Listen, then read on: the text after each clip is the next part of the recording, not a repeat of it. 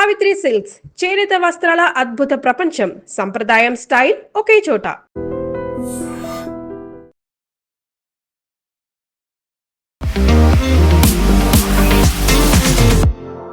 నమస్తే, నేను Kavitha. Welcome to I dream news and నిజాలు. ఇరాన్ హర్ముజ్ జలసంధిని ఓపెన్ చేయకపోతే తామే స్వాధీనం చేసుకుంటామని, దానికి పేరు కూడా మారుస్తామని స్ట్రెయిట్ ఆఫ్ ట్రంప్గా పేరు పెట్టుకుంటాము అని అనౌన్స్ చేసినటువంటి డొనాల్డ్ ట్రంప్ కొన్ని గంటల వ్యవధిలోనే ఇంకొక స్టేట్మెంట్ ఇచ్చారు. ఇరాన్తో యుద్ధం ముగిసింది అని. నాటో దేశాలు సహకరించలేదు కాబట్టి వారి దగ్గర ఉన్నటువంటి సైన్యాన్ని కూడా వెనక్కి పిలిపించుకుంటాము అనేటువంటి ఒక మాట. నిజంగా యుద్ధం ముగిసిందా? ఎందుకని ట్రంప్ అలాంటి స్టేట్మెంట్ ఇచ్చారు? మనతో పాటుగా ఉన్నారు సీనియర్ జర్నలిస్ట్ సురేష్ కొచ్చదిల్ గారు. సార్ నమస్తే. సో మనం రోజుకొక స్టేట్మెంట్ అనుకుంటున్నప్పుడు ఇప్పుడు 60 రోజులు గడిచిపోయిన తర్వాత సడన్గా యుద్ధం ముగిసిపోయింది. అమెరికా సెనేట్లో అనౌన్స్మెంట్ అనేది వచ్చింది. పీట్ హెగ్జెత్ కూడా అదే మాట అని చెప్పారు. నిజంగా యుద్ధం ముగిసిందా? ఏం జరిగింది? ఇది ఒక టెక్నికాలిటీ యాక్చువల్లీ. ఎందుకంటే May 1st యుద్ధం ఆగకపోతే యుఎస్ కాంగ్రెస్ దగ్గర నుంచి అప్రూవల్ తీసుకోవాల్సి ఉంటుంది, వాళ్ళ పార్లమెంట్ నుంచి. వాళ్ళకి అంత మెజారిటీ ఉన్నా కానీ, స్లైట్ మెజారిటీ ఉన్నా కానీ భయం ఉంది ప్రెసిడెంట్ ట్రంప్కి. ఎవరైనా రిపబ్లికన్స్ దీని వ్యతిరేకంగా ఓటేస్తే ప్రాబ్లం అయిపోతుంది. సో టెక్నికాలిటీ ఏంటంటే యుద్ధం ఇప్పుడు సీజ్ ఫైర్తోని పాజ్ అయింది. మన ఆపరేషన్ సింధూర్ పాజ్ చేసినట్లు పాజ్ చేసాం. టెక్నికల్ యుద్ధం ఆగలేదు. సో రేపు మళ్ళీ ట్రంప్ ఇప్పుడు బాంబ్ చేయడానికి వెళ్తే కూడా దాన్ని కొత్త యుద్ధంగా తీసుకుంటారు. అది ఆయనకు ఒక లీవే ఉంది దాంట్లో. That the war has started again అని చెప్పి కొత్త ఆపరేషన్ ఎపిక్ ఫ్యూరీ 2 అని ఇస్తారు కావాలంటే పేరు దానికి. సో మళ్ళీ దానికి ఇంకా 60 రోజులు పొడిగించుకుంటూ వెళ్ళొచ్చు. దట్ ఈస్ అన్ అడ్వాంటేజ్ ట్రంప్కి. సో బహుశా అదే ఉండొచ్చు. కానీ ఇప్పుడు ట్రంప్ ఏం చెప్తున్నారంటే, అఫ్కోర్స్ ఇది స్ట్రెయిట్ ఆఫ్ హార్ముజ్ కానీ అన్నిటికన్నా పెద్ద ఇష్యూగా మారిపోయింది.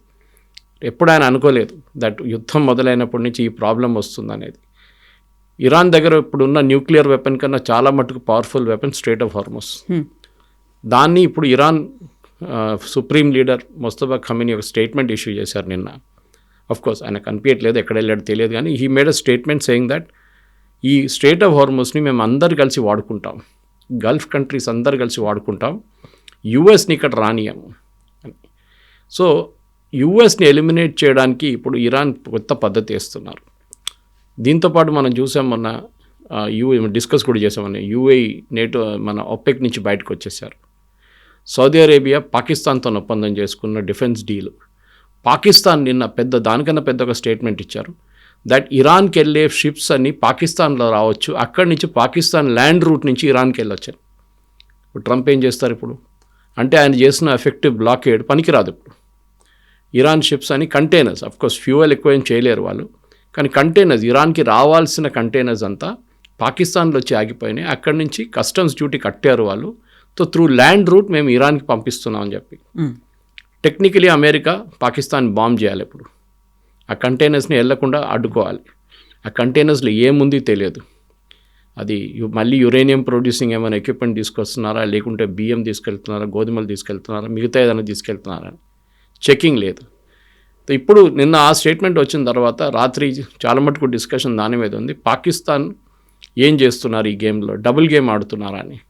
ఒకవైపు ఏమో ఇరాన్తో మేము సంబంధాలు బాగున్నాయి మాది, అటువైపు Asim Munir relationship with president Trump చాలా బాగుంది, సో మేము ఒక మీడియేషన్ రోల్ ప్లే చేస్తున్నాం అని చెప్పి ఇప్పుడు సడన్గా ఈ బ్లాకేడ్ని బ్లాక్ చేయడానికి ఇరాన్ సర్కుల్ అంతా వాళ్ళు ల్యాండ్ రూట్ నుంచి తీసుకెళ్తా అంటున్నారు. కానీ అది మనకు తెలియదు. ఇవాళ బహుశా సాయంత్రం లేకుంటే రేపు పొద్దున్న దాకా అమెరికన్ గవర్నమెంట్ రెస్పాన్స్ రాబోతుంది. మోస్ట్లీ వాళ్ళు ఆపేస్తారు, పాకిస్తాన్ మీద ప్రెషర్ పెడతారు, మీరు మూవ్ చేస్తే మేము we will bomb it, simple as that అని. ప్రెసిడెంట్ ట్రంప్కి ఇప్పుడు ప్రాబ్లం ఎక్కడ వచ్చిందంటే, అఫ్కోర్స్ ఆయన కింగ్ చార్ల్స్ అక్కడ ఉన్నారు. So the rumour is that ఆయన కింగ్ చార్ల్స్ ఇంకా రేపు అయిపోతుంది ఆయన విజిట్. కింగ్ చార్ల్స్ ఉన్నదాకా ఏం చేయకూడదు, చేస్తే పెద్ద ఇంటర్నేషనల్ ప్రాబ్లం అయిపోతుంది. ఒక లిమిటెడ్ బాంబింగ్ క్యాంపెయిన్ చేద్దామని చెప్పి ప్లాన్ చేస్తున్నారంట స్ట్రెయిట్ ఆఫ్ హార్ముజ్ని రిలీజ్ చేయడానికి. That might involve a bit of ground forces also. So Iran వైపు నుంచి ఇరాన్లో ఉన్న ఐలాండ్ లడాక్ ఐలాండ్ మీద దాడి జరగవచ్చు. అక్కడ ఈ సెక్యూరిటీ ఫోర్సెస్ ఉన్నారు, రెవల్యూషనరీ గార్డ్స్ ఉన్నారు, వాళ్ళని ఫినిష్ చేయడానికి ఒక ప్లాన్ ఉందని పెంటగన్ చెప్తున్నారు. లీక్ డాక్యుమెంట్ ఒకటి నిన్న, ఆ లీక్ డాక్యుమెంట్లో డినై కూడా చేయలేదు పెంటగన్. సో బహుశా నెక్స్ట్ 2-3 రోజుల్లో కింగ్స్ చార్ల్స్ వెళ్ళంగానే ఒక యాక్షన్ మొదలుగా అవుతుంది. రెండవది ఒక నేటో బేస్డ్ ఫోర్స్ అని చెప్పలేము, కానీ ఇంటర్నేషనల్ మ్యారిటైమ్ ఫోర్స్ ఒకటి తీసుకొస్తున్నారు. మ్యారిటైమ్ ఫ్రీడమ్ కన్స్ట్రక్ట్ MFC అని చెప్పి ఒక 20 దేశాలు కలిసి, Korea, that is south Korea, Japan, possibly Indonesia, చాలా మటుకు దేశాలు ఇట్లా, అండ్ సమ్ బ్రిటన్ వైపు నుంచి రావచ్చు అని చెప్తున్నారు, చెప్పలేము, గ్యారంటీ లేదు. ఇట్లా దేశాలు అందరూ కలిసి స్ట్రెయిట్ ఆఫ్ హార్మూజ్ని ఓపెన్ చేయడానికి వెళ్తున్నారని. అప్పుడు యూఎస్ ఏమంటారు, మేము ఒక్కరే కాదు, వీళ్ళందరూ మాతో పాటు ఉన్నారని చెప్పేసి. ఇరాన్ ఇప్పుడు సిచ్యువేషన్ ఏమైపోయిందంటే, ముస్తఫా ఖమేనీ ఇచ్చిన స్టేట్మెంట్లో ఆయన చాలా క్లియర్గా చెప్పారు, nuclear thing is not negotiable. Nuclear మా దగ్గర ఉన్న అసెట్, పెద్ద అసెట్, మేము దాన్ని ఎవ్వరికి అప్పగించాం. అక్కడే వచ్చి ఇదంతా ఆగిపోయింది. ఎందుకంటే ప్రెసిడెంట్ ట్రంప్కి స్ట్రెయిట్ ఆఫ్ హార్మూజ్ అంత పెద్ద ప్రాబ్లం కాదు, ఆయనకి this is the bigger problem, ఈ యురేనియం కావాలని చెప్పేసి. సో నిన్న పీట్ హెస్గెత్కి సెనెట్లో ఆయన చాలా గ్రిల్ చేశారు అక్కడ ఉన్న కాంగ్రెస్మెన్. ఆయన దగ్గర అడిగారు, మీరు మిడ్ నైట్ హ్యామర్ చేసినప్పుడు జూలైలో లాస్ట్ ఇయర్ మీరేమన్నారు, మొత్తం వాళ్ళ యురేనియం కంప్లీట్గా మేము ధ్వంసం చేసాం, బరీ డీప్ అండర్ గ్రౌండ్ అన్నారు. 6 నెలల్లో ఏం మారిపోయింది సడన్గా, that they started refining again. వాళ్ళ కొత్త యురేనియం ఎక్కడి నుంచి వచ్చింది రీఫైన్, ఎందుకంటే వాళ్ళ ఇంటర్నేషనల్ బ్యాన్ ఉంది, యురేనియం ఎక్కడి నుంచి వాళ్ళు కొనలేరు, వాళ్ళ దగ్గర ఓన్ యురేనియం లేదు, అంటే ప్రొడ్యూస్ చేయడానికి న్యాచురల్ సోర్సెస్ నుంచి బయట నుంచి తీసుకురావాల్సి, మనలాగానే. ఎక్కడి నుంచి వచ్చింది కొత్త uranium? He didn't have an answer. ఎవరు అబద్ధం చెప్పారు, తప్పెవరు చేస్తున్నారు అనేది. అంటే మీరు యుద్ధానికి ఎందుకు వెళ్ళారు, దట్ వాజ్ ద క్వశ్చన్ అన్నమాట. యుద్ధానికి ఎందుకు వెళ్ళారు? ఎందుకంటే మీరు చెప్పారు Iran is on the verge of making a nuclear weapon. Iran ఇప్పుడు ఒక న్యూక్లియర్ వెపన్ తయారు చేయబోతున్నారు, వారం లోపల, 2-3 వారాల లోపల వాళ్ళ దగ్గర వెపన్ ఉంటుందని. మీరే అన్నారు ఆ టైంలో మొత్తం ధ్వంసం అయిందని యురేనియం, సడన్గా ఎట్లా పైకి వచ్చింది మళ్ళీ అని అడుగుతున్నాను. సో ఆయన దగ్గర ఒక ఈ didn't have a proper answer దానికోసం. సో ఇప్పుడు అమెరికాలో ఏమైందంటే, ఇప్పుడు నిన్న టైమ్ స్క్వేర్లో కూడా న్యూయార్క్లో ఒక పెద్ద బిల్ బోర్డ్ వచ్చి పెట్టారు, ఎండ్ ద వార్ నౌ అని చెప్పేసి. అది కాకుండా ఈ హెస్గెత్ హియరింగ్ టైంలో పింక్ ఒక గ్రూప్ ఉంది అక్కడ, వాళ్ళు డెమాన్స్ట్రేట్ చేశారు వార్ క్రైమ్స్ అది ఇది అని చెప్పి వాళ్ళని హాల్ నుంచి తీసేశారు. తర్వాత అమెరికాలో దీని వ్యతిరేకంగా ఇప్పుడు 70% మంది ప్రెసిడెంట్ ట్రంప్ని వ్యతిరేకిస్తున్నారు యుద్ధం. నిన్న గ్యాసోలిన్ ప్రైసెస్ $5 వెళ్ళింది per gallon, which is the highest. And crude oil కూడా $126. Yeah, that is at the Brent crude. Brent crude కొంచెం ఎక్కువ ఉంటుంది ఎప్పుడు, but the normal crude is around 108 which is also చాలా హై. సో దాన్ని తగ్గించాల్సిందే. వీళ్ళు అంటున్నారు, పెంటగనే అంటున్నారు లీక్ డాక్యుమెంట్లో నిన్న, ఈ స్ట్రెయిట్ ఆఫ్ హార్మూజ్ క్లియర్ అయితే ఇప్పుడు కూడా మినిమం 6 నెలలు పడుతుంది దాన్ని కొంచెం రెగ్యులేట్ చేసి ప్రాపర్గా ఫ్లో చేయాలంటే చెప్పేసి. సో ఒక స్టేల్మేట్కి వచ్చేసారు ఇప్పుడు. ప్రెసిడెంట్ ట్రంప్ ఏ నిర్ణయం తీసుకున్నా కానీ ఆయనకు భయం ఏంటంటే మళ్ళీ ఇది పెద్ద యుద్ధంగా మారిపోతుందని. అటువైపు ఇజ్రాయెల్కి యుద్ధం ఇట్లనే కొనసాగాలన్నది. ఇద్దరు ప్రెసిడెంట్స్కి ఎలక్షన్ ఉంది. ఈయనకేమో నవంబర్లో మిడ్ టర్మ్ పోల్స్ ఉంది ప్రెసిడెంట్ ట్రంప్కి. Netanyahu is facing the regular polls దానికన్నా 2 నెలల ముందు. ఇటు ప్రెసిడెంట్ ట్రంప్కి 71% మంది వ్యతిరేకత ఉంటే 70% మంది, అటువైపు నెటన్యాహుకి 71% మంది సపోర్ట్ చేస్తున్నారు యుద్ధాన్ని. సో ఆయన రేపు ఎలక్షన్ నడిస్తే ఆయన గెలిచిస్తారు.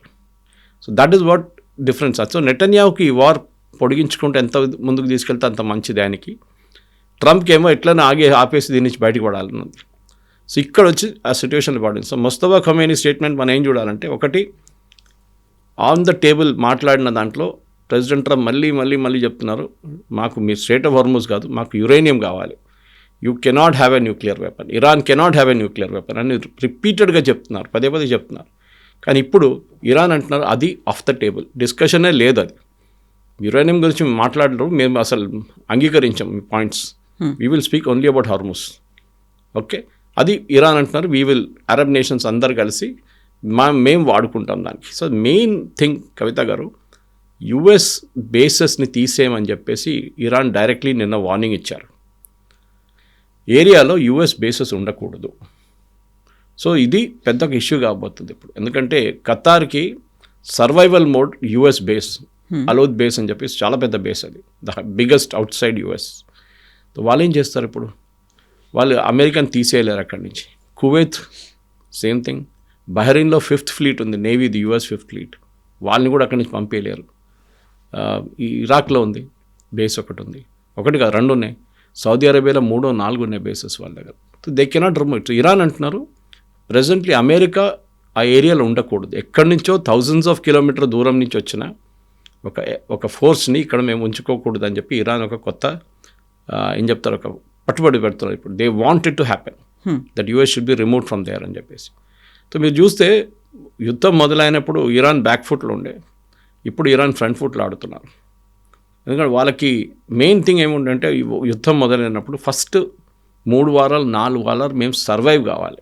We should somehow survive. ఆ సర్వైవల్ అయిపోయింది. ప్రెసిడెంట్ ట్రంప్ యుద్ధం, మీకు గుర్తుంది కవిత గారు, యుద్ధం మొదలైనప్పుడు 2 మెయిన్ పాయింట్స్ ఉండే. ఒకటి regime change, top most number 1 జరగలేదు. రెజీమ్ మారలేదు, అదే రెజీమ్ అక్కడ ఉంది. కానీ ట్రంప్ ఏమంటున్నారు, ఇప్పుడు కూడా అక్కడ ఉన్న రెజీమ్ మారిపోయినట్లనే, మేము మార్చేసాం కదా, ఒక ఖమేనీ లేకపోతే మారిపోయింది అనేది. అంటే ఇంకో ఖమేనీ తీసుకొచ్చారు మీరు. స్ట్రెయిట్ ఆఫ్ హార్మూజ్ ఓపెన్ ఉంటే దాన్ని మీరు బంద్ చేయించి మళ్ళీ ఓపెన్ చేయడానికి ట్రై చేస్తున్నారు. సో బోత్ వేస్ మీరు ఫెయిల్ అయిపోయారు. రెండవది యురేనియం ఉండే. యురేనియం నేను ఇప్పుడు చెప్పాను చూడండి, వాళ్ళు అంటున్నారు ఆఫ్ ద టేబుల్. మూడవది వాళ్ళ బ్యాలిస్టిక్ మిసైల్ కేపబిలిటీ, దాని గురించి అసలు మాట్లాడలేదు ఇప్పుడు. సో ప్రెసిడెంట్ ట్రంప్ అజ్యూమ్ చేస్తున్నారు దట్ మనం దాన్ని ముట్టలేము, ఎందుకంటే అక్కడ ఒక స్మాల్ స్కేల్ ఇండస్ట్రీగా మారిపోయింది. ఇరాన్లో ప్రతి గల్లీలో మిసైల్స్ తయారు చేస్తున్నారు ఇప్పుడు. అంటే I'm just exaggerating a bit, కానీ ఆ స్టేట్కి వచ్చేసింది అన్నమాట. సో దాన్ని కూడా ప్రెసిడెంట్ ట్రంప్కి తెలిసిపోయింది, ఆపలేము, కంట్రోల్ కూడా చేయలేము. ఒక్కటే యురేనియం అంటున్నారు, వాళ్ళు పట్టించుకోవట్లేదు. సో ఒక స్టేల్మేట్గా ఉంది. మీరు చూస్తుంటారు లాస్ట్ ఒక 4-5 రోజుల నుంచి ట్రంప్ పెద్ద స్టేట్మెంట్లు ఏమి ఇవ్వట్లేదు, నార్మల్ కూల్గా ఇస్తున్నారు. మేబీ అది చార్ల్స్ అక్కడ ఉన్నారు, king Charles, maybe that is the reason. వాళ్ళు అక్కడ ఉన్నప్పుడు యుద్ధం జరిగితే బాగుండదు. మీకు గుర్తుంటుంది, యుద్ధం మొదలైనప్పుడు 2 రోజుల ముందు మోదీ గారు ఇజ్రాయెల్లో ఉన్నారు, February 26th. ఆయన ఇక్కడ వచ్చిన తర్వాత నెక్స్ట్ డే బాంబింగ్ జరిగింది 28. Maybe it's a coincidence. Israel ఎవరి కోసం వెయిట్ చేయరు, మోదీ గారు ఉంటే కూడా వెళ్ళి బాంబేస్తారు, కానీ it will be an embarrassment Modi garu అక్కడ టైం. సో ఇది ప్రజెంట్ పరిస్థితి అన్నమాట. సో ఇప్పుడున్న దానికి యుఎస్ ఫోర్సెస్ని గల్ఫ్ రీజన్ నుంచి తీసేయాలని చెప్తున్నారు. కొత్త వార్ స్ట్రాటజీ ఇరాన్ది ఇది. వీళ్ళెవరు అంగీకరించారు, జీసీసీ కంట్రీస్, కానీ yes they will be a pressure అనమాట వాళ్ళ మీద. ఎందుకంటే మీరు ప్రతి దేశం లోకంలో చూడండి, ప్రతి దేశం everybody has gone to recession, GDP తగ్గిపోయింది చాలా మటుకు దేశాల్లో, ఫ్యూయల్ లేదు, ఏవియేషన్ ఫ్యూయల్ లేకుండా 540 ఫ్లైట్స్ క్యాన్సిల్ చేశారు యూరోప్లో నిన్న. Everywhere there is a crisis. మన దేశంలో కూడా ఉంది, కానీ ఎట్లనో గవర్నమెంట్ దీన్ని అడ్జస్ట్ చేసుకుంటూ వెళ్తున్నారు. ఎందుకంటే క్రూడ్ ఆయిల్ అనుకున్నా కానీ మన క్రూడ్ ఆయిల్ ఒకటే ఆలోచిస్తే, క్రూడ్ ఆయిల్ కాదు, క్రూడ్ ఆయిల్లో చాలా మటుకు బై ప్రొడక్ట్స్ ఉన్నాయి.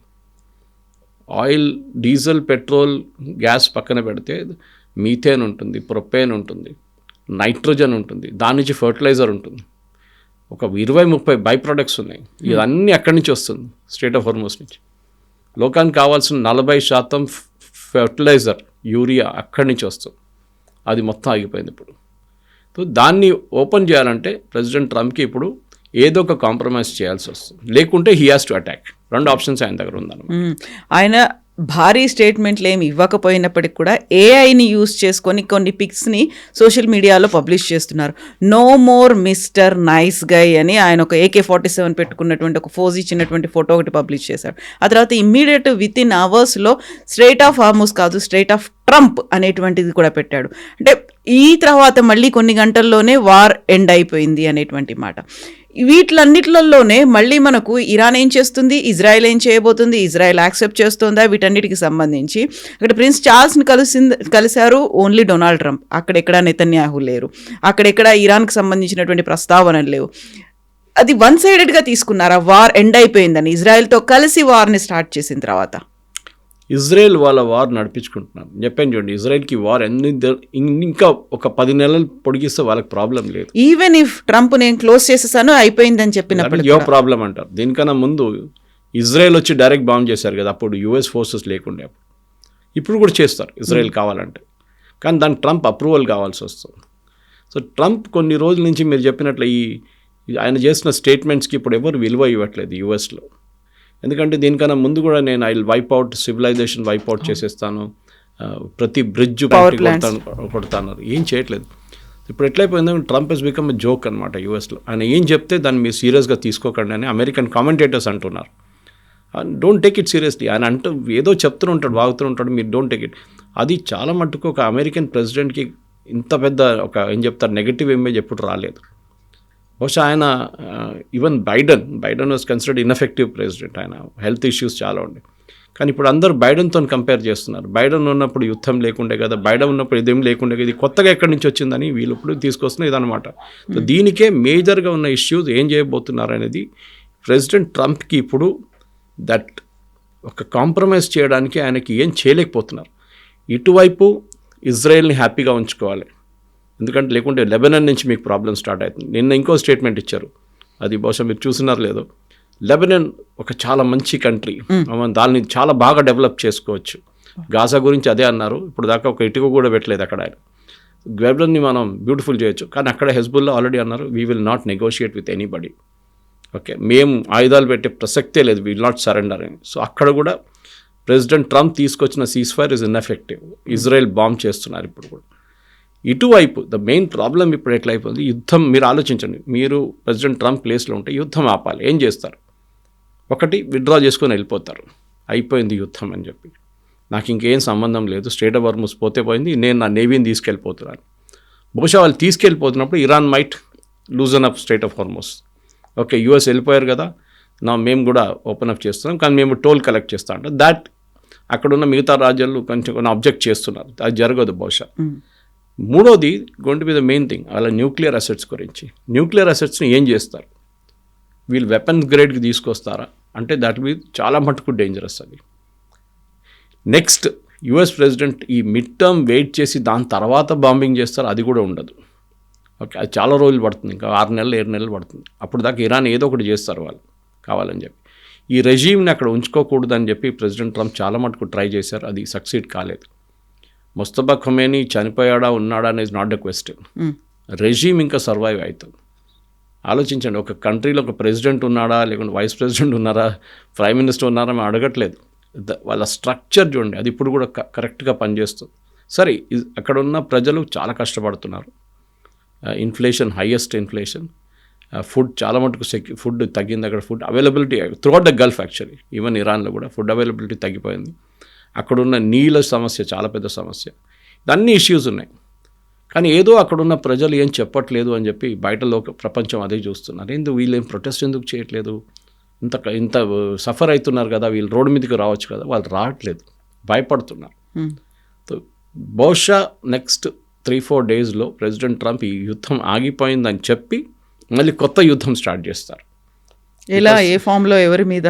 సేమ్ ఇరాన్ మీదనే. ఎందుకంటే ఇది దాంట్లో ఒక టెక్నికాలిటీ ఉంది, చెప్పాను చూడండి. ఇప్పుడు యుఎస్ కాన్స్టిట్యూషన్ మీద చదివితే యుద్ధాన్ని 60 రోజుల లోపల ఆపకపోతే మీరు కాంగ్రెస్ అప్రూవల్ తీసుకోవాలి.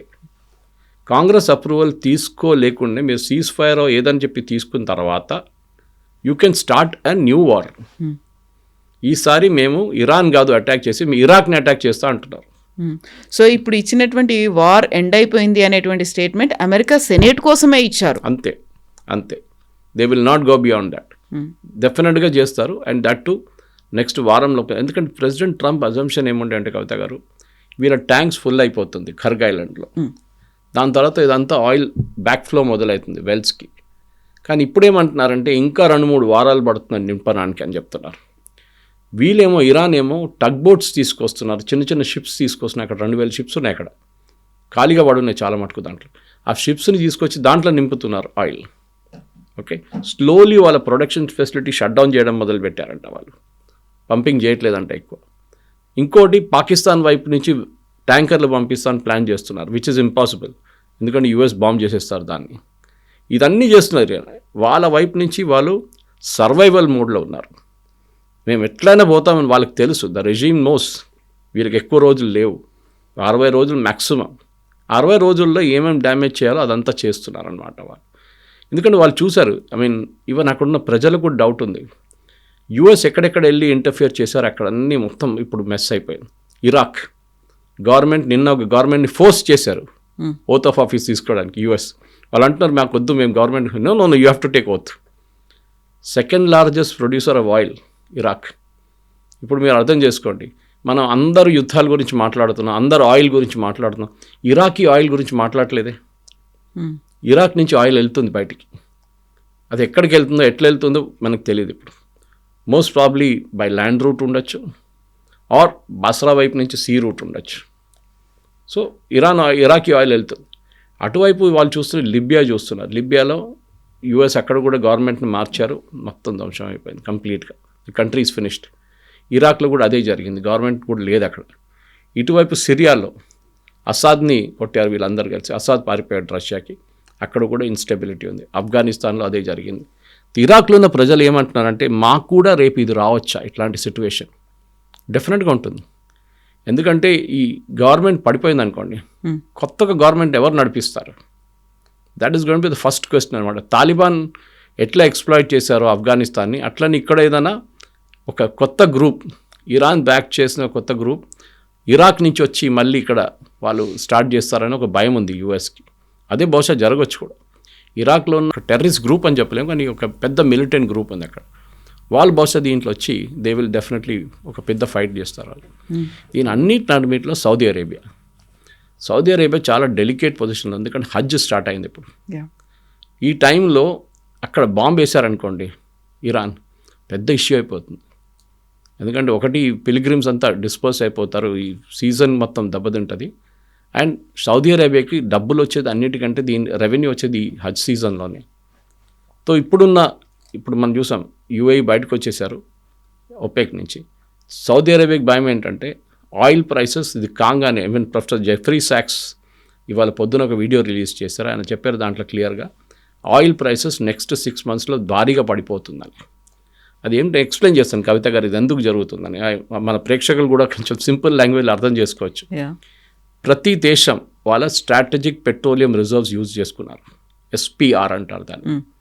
ఎస్పీఆర్ నథింగ్ బట్ పెద్ద పెద్ద అండర్ గ్రౌండ్ ట్యాంక్స్లో వీళ్ళు ఫ్యూయల్ ఉంచుకుంటారు. దీనికన్నా ముందు కూడా మనం డిస్కస్ చేసాము, మన దగ్గర కూడా ఉంది. మన దగ్గర 67 రోజులు కావాల్సిన పెట్రోలియం క్రూడ్ మన దగ్గర అండర్ గ్రౌండ్ ట్యాంక్స్లో ఉంటుంది ఎప్పుడు. అది కాకుండా ఇంకొక 20-30 రోజులు కావాల్సింది షాడో ఫ్లీట్స్లో వస్తుంటుంది, మన వైపు షిప్స్ వస్తుంటుంది. సో మనకు ఒక 80-85 రోజులకున్న క్రూడ్ ఆయిల్ మన దగ్గర ఎప్పుడు ఉంటుంది. రిఫైనరీలో ఇంకో 10 రోజులు ఉంటుంది, రిఫైన్ చేస్తుంటుంది. సో బట్ 90 days 3 నెలలది మన దగ్గర ఉంది. మనం దాని నుంచి 1 నెలది వాడుకున్నాం ఇప్పుడు already. Okay, we have used it. ఎందుకంటే దానికోసం ప్రైసెస్ పెరగలేదు. మనం రష్యా దగ్గర నుంచి $40 కొన్న క్రూడ్ ఆయిల్ అక్కడ పడుంది, అది వాడుకుంటున్నాం ఇప్పుడు. కొత్త క్రూడు రిఫైన్ చేసి పెట్టుకుంటున్నాం అంతే, వాడట్లేదు. గ్యాస్ కన్వర్ట్ చేసుకుంటే ఎల్పిజి చేస్తున్నాం దాన్ని, ఎందుకంటే ఎల్పిజి షార్టేజ్ ఉంది, డీజిల్ పెట్రోల్ షార్టేజ్ లేదు. ఇప్పుడు జరుగుతుంది ఏంటంటే ఈ పెట్రోలియం రిజర్వ్ ప్రతి దేశం, చైనా దగ్గర బహుశా 250-270 రోజుల ఎస్పీఆర్ ఉందంట, వాళ్ళు ఎప్పుడు చెప్పారు. యూరోప్ 30-40% వాడుకున్నారు, ఇంకా నెక్స్ట్ ఒక వారం లోపల 60% దాకా వాళ్ళ ఎస్పీఆర్ అయిపోతుంది. ఎస్పీఆర్ అయిపోయింది అనుకోండి, ఇట్స్ బిగ్ క్రైసిస్. కానీ మూమెంట్ అనుకుందాం, హైపోథెటికల్ సిచ్యువేషన్, రేపు స్ట్రెయిట్ ఆఫ్ హార్ముజ్ ఓపెన్ అయిపోయింది. ఫస్ట్ ప్రయారిటీ ఏముందంటే ఈ ఎస్పీఆర్ని నింపుకుంటారు అందరు తీసుకెళ్ళి, ప్రతి దేశంతో. ఆయిల్ ఇప్పుడు $100, $110 ఉన్నది, తీసుకెళ్ళినప్పుడు ఎస్పీఆర్లో నింపేసిన తర్వాత ఆయిల్ $100కి వచ్చేస్తుంది. దాని తర్వాత ఫ్రెష్ ఆయిల్ వీళ్ళు ప్రాసెసింగ్ స్టార్ట్ చేస్తారు, అప్పుడు 90కి వచ్చేస్తుంది. ఇది ప్రాబ్లం. అండ్ ఇప్పుడు యూఏఈ లాంటి దేశాలు 3.5 million barrels per day produce చేసిన వాళ్ళు 5 millionకి ప్రొడ్యూస్ చేయడం మొదలు పెట్టేశారు. సో సప్లై అండ్ డిమాండ్ ఎకనామిక్స్లో సప్లై ఎక్కువైపోతుంది, డిమాండ్ తగ్గిపోతుంది, and then prices will decrease immediately. So ఇప్పుడున్న దాని ప్రకారం నెక్స్ట్ 6 monthsలో SPR filling, I think yesterday నా దగ్గర ఫిగర్ ఉండే దీంట్లో, I think it's 110 million barrels per day కావాల్సి వస్తుంది only to refill, and that is actual production per day worldwide. ఇప్పుడు ఓపెక్ కానీ ఓపెక్ ప్లస్ మెంబర్స్ కానీ అందరు కలిసి ప్రొడ్యూస్ చేస్తే కూడా ఈ ఎస్పీఆర్ని 6 నెలలు పడుతుంది వీళ్ళ ట్యాంక్స్ ఫిల్అప్ చేయడానికి, ఇంక్లూడింగ్ మన ట్యాంక్స్. సో ఫస్ట్ ప్రయారిటీ ఎక్కడికి వెళ్తుంది, సెకండ్ ప్రయారిటీ ఈ కొత్త ఫ్యూయల్ సప్లైస్ నుంచి వస్తుంది అన్నమాట. దాంట్లో ఇరానియన్ ఫ్యూయల్ కూడా రావడం మొదలు పెడితే మనకు చాలా పెద్ద అడ్వాంటేజ్. ఎందుకంటే మన వైపు ఇప్పుడు యూఏఈ ప్రధానమంత్రి గారు మోదీ గారు 3 గంటల సేపు ఈసారి యూరోప్ నుంచి వస్తున్నప్పుడు ఈ stopping over at UAE. OPEC నుంచి బయటకు వస్తున్నాను అనౌన్స్ చేసిన తర్వాత యూఏఈ నుంచే మనకి ఎక్కువగా రాబోతోంది అనేది అది ఇంకోటి. దేర్స్ ఎ defence pact coming up. Okay, అటువైపు పాకిస్తాన్ వెళ్ళి సౌదీ అరేబియాలో కూర్చున్నారు. Your enemies my friend concept వచ్చేసింది ఇప్పుడు. ఓకే, అండ్ సౌదీ అరేబియా పాకిస్తాన్తో క్లోజ్ రిలేషన్షిప్ డెవలప్ చేస్తున్నాం. యూఏఈకి సౌదీ అరేబియాకి పడదు, మనకు తెలిసింది అది. యమన్లో కొట్టుకున్నారు, అక్కడ సొమాలి ల్యాండ్లో కొట్టుకున్నారు, చాలా చోట్ల ఆఫ్రికాలో ఇష్యూస్ ఉన్నాయి వాళ్ళకి. సో ఇమ్మీడియట్గా మన వైపు నుంచి బహుశా బ్రహ్మోస్ లాంటి మిసైల్స్ కానివ్వండి, మిగతా మిసైల్స్ మనం యూఏఈకి ఆఫర్ చేయబోతున్నాం. అక్కడ ఆల్రెడీ ఇజ్రాయెల్ కూర్చున్నారు, ఆలోచించండి. Israel is sitting they with iron dome. ఎప్పుడు ఇరాన్ ఫైర్ చేస్తారో అని చూడడానికి. వాళ్ళు ఆల్రెడీ ప్రొటెక్ట్ చేశారు దీని ముందు కూడా యూఏని. ఆల్మోస్ట్ 30 days ఇజ్రాయెల్ అక్కడ వాళ్ళని చాలా మటుకు మిసైల్స్ అడ్డుకున్నారు వాళ్ళు. కొత్త ఒక డిఫెన్స్ ప్యాక్ట్ భారతదేశం యూఏఈ నడుమిట్లు రాబోతుంది. మీకు గుర్తుంటుంది దీనికన్నా ముందు కూడా the crown prince came all the way కరెక్ట్గా 1.5 or 2 hours 3 hours ఉన్నారు. అదే 3 hours మోదీ గారు ఇక్కడ స్పెండ్ చేయబోతున్నారు ఇప్పుడు on his return trip. So ఇది చాలా ఒక క్రూషియల్ ఫ్యాక్టర్ ఉండబోతుంది గల్ఫ్లో. ఇన్ఫ్యాక్ట్ ఎస్టర్డే నిన్న రాత్రి నుంచి ఇంటర్నేషనల్ ఛానల్స్లో చాలా మటుకు ఈవెన్ అల్ జజీరాలో మాట్లాడుతున్నారు. గల్ఫ్లో ఒక కొత్త డిఫెన్స్ ప్యాక్ట్ రాబోతుంది. సౌదీ అరేబియా అంటున్నారు యూఎస్ని నమ్మలేము, మమ్మల్ని ప్రొటెక్ట్ చేయలేదు, వాళ్ళ బేస్ వాళ్ళు ప్రొటెక్ట్ చేసుకున్నారు, కానీ మా మీద మిసైల్స్ పడినప్పుడు ఎవరు రాలేదు మమ్మల్ని అడ్డుకోవడానికి. మేము మా దగ్గర ఉన్న మిసైల్స్ అన్నీ పెట్టుకొని మేము అడ్డుకున్నాం మా డిఫెన్స్ సిస్టమ్స్. దానికోసం పాకిస్తాన్ తీసుకొచ్చాం. పాకిస్తాన్ దీని ముందు కూడా సౌదీ అరేబియా వాడుకున్నారు. సౌదీ అరేబియాలో చాలా క్లియర్, వాళ్ళ సోల్జర్స్ ఫైట్ చేయరు, వాళ్ళకి భయం ఫైట్ చేయడానికి. ఓకే, వాళ్ళు యుద్ధం అని చూడలేదు ఇప్పుడు దాకా. So they want Pakistan to do. దీనికన్నా ముందు కూడా రెంట్కి తీసుకొచ్చారు పాకిస్తాన్, ఈసారి కూడా రెంట్కి తీసుకొచ్చారు.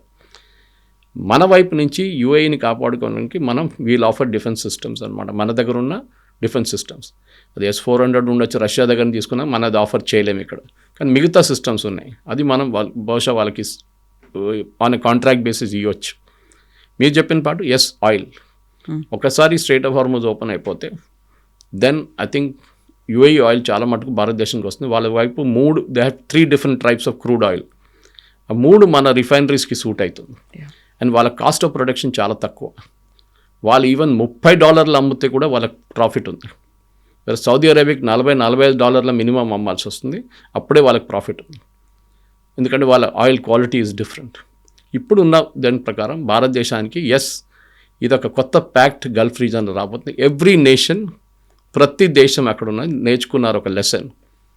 మేము మా సెక్యూరిటీ మేమే చూసుకోవాలి, ఎవరు రారు మమ్మల్ని ప్రొటెక్ట్ చేయడానికి. యుఎస్ రారు, ఎవరు రారు. It is better to go to Israel, get iron dome. UAE నేర్చుకున్నారు.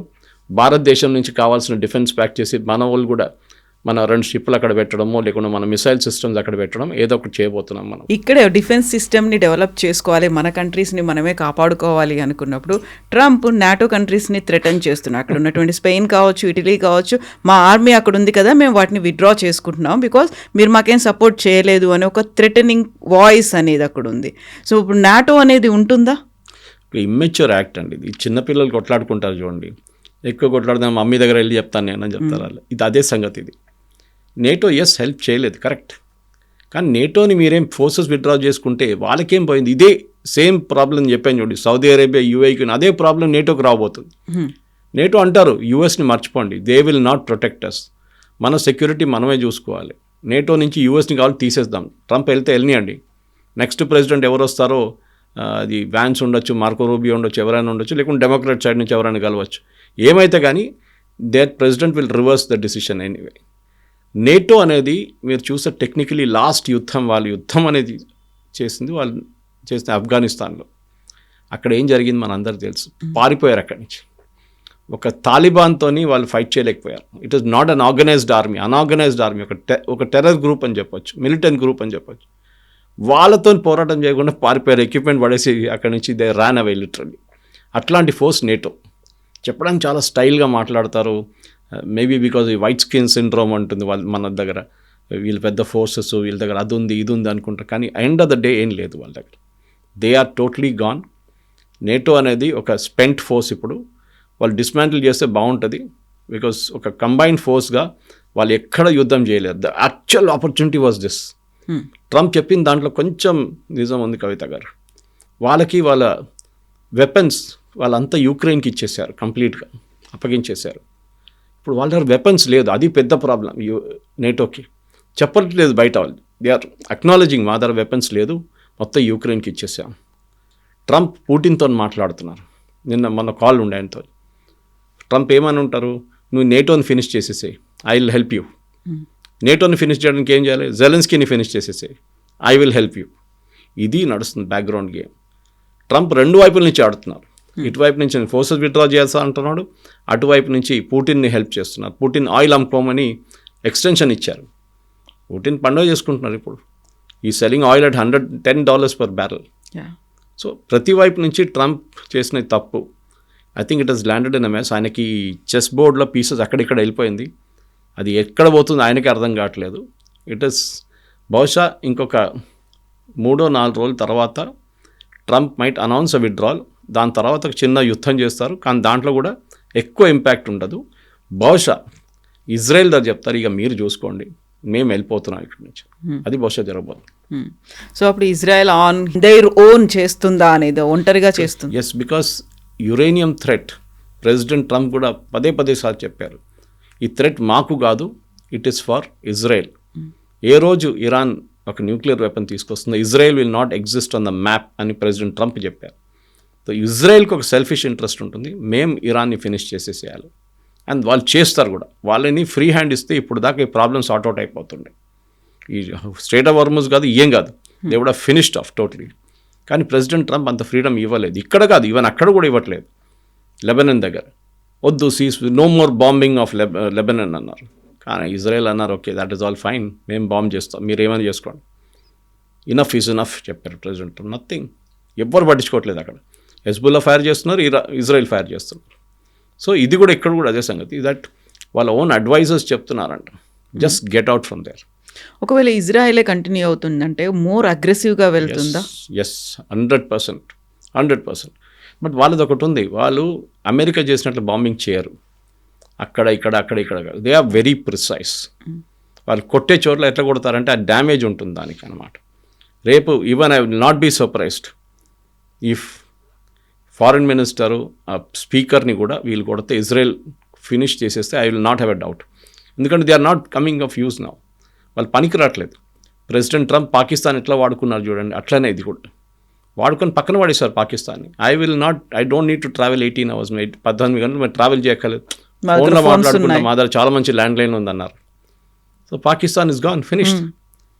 అది వీళ్ళది. పాకిస్తాన్ ఎందుకు వాడుకుంటాం అని అందరూ తెలుసు. Asim Munir and Steve Witkoff కొడుకు, ట్రంప్ కొడుకు సపరేట్ డీల్ ఒకటి ఉంది. స్టీవ్ విట్కాఫ్ కొడుకుతో డీల్ చేసుకున్నారంట. ఇప్పుడు యుఎస్ కాంగ్రెస్లో అది మొన్న టెస్టిమోనీలో బయటకు వచ్చింది. ఒక పాకిస్తాన్ జనరల్ డబ్బులు ఎట్లా పెడుతున్నాడు, ఎక్కడి నుంచి వచ్చింది ఆయన తర్వాత ఇంత బిలియన్స్. సో అసీమ్ మునీర్ ఒక ఏజెంట్, ఎవరి కోసం పనిచేస్తున్నాడు, డబ్బులు పెడుతున్నారు. స్టీవ్ విట్కాఫ్ కొడుకులు కంపెనీలో డబ్బులు పెట్టాడు, ట్రంప్ కొడుకు కంపెనీలో డబ్బులు పెట్టాడు. దానికోసం ట్రంప్ వాడుకుంటున్నారు ఆయన. అదర్వైజ్ ఫ్రెండ్ ఏం లేదు. ఇవాళ ఉంటుంది, రేపు పడేస్తారు. ట్రంప్ కూడా వెళ్ళిపోతారు 2 సంవత్సరాల తర్వాత. దాని తర్వాత అసీమ్ మునీర్ ఏమవుతుంది, బికాస్ అక్కడ ఎంక్వైరీ డిమాండ్ చేస్తున్నారు యుఎస్ కాంగ్రెస్లో. అండ్ బహుశా ఒక జ్యుడిషియల్ ఎంక్వైరీ ఉంటుంది ప్రెసిడెంట్ ట్రంప్ టర్మ్ అయిన తర్వాత. 2028లో there will be president Trump మీద కేసులు ఉంటుంది. అప్పుడు ఇదంతా బయటపడదు అనమాట. ఎస్ సార్, చూద్దాం. Thank you so much. Thank you very much.